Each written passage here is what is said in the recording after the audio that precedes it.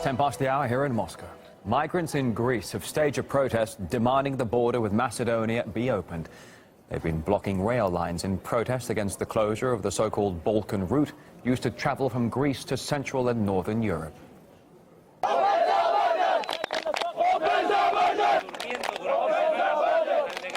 We don't have any choice just to stop the train, stay here. We don't have any choice, we're sorry.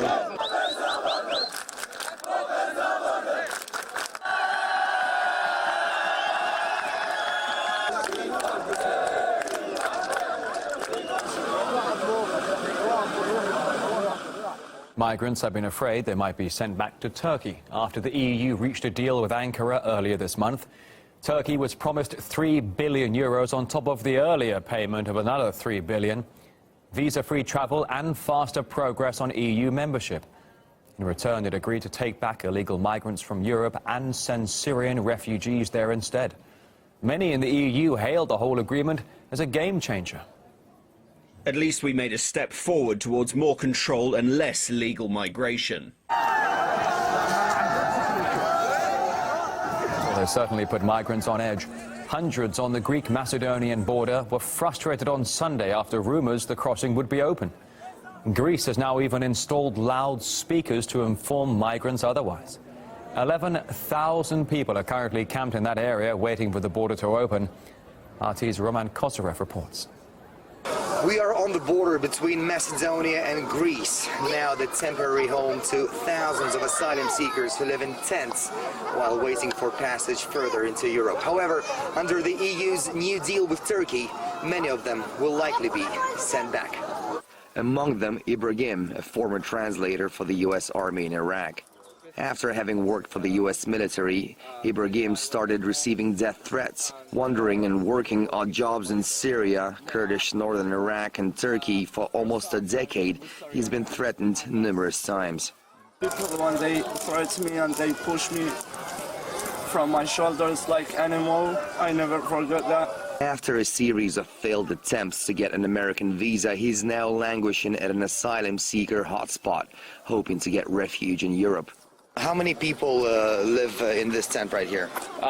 Me and my friend in that room, and one woman with her 5 kids here in this room.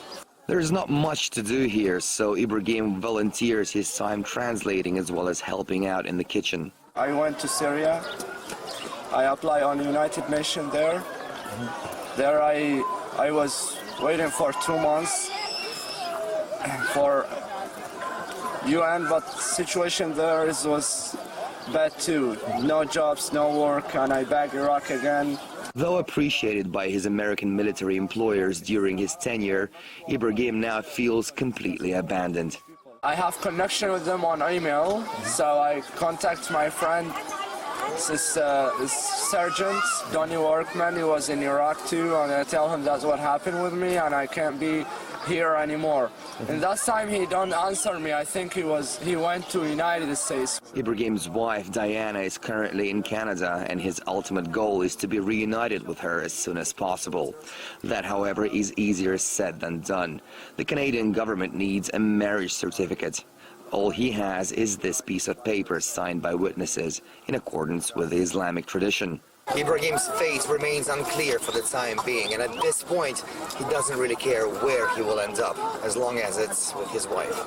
Roman Kosarev, RT, Idomeni, Greece. The migrant crisis has been a headache for European politicians and citizens. But according to a famous quote by Winston Churchill, you should never let a good crisis go to waste. And there are those who know this perhaps a bit too well.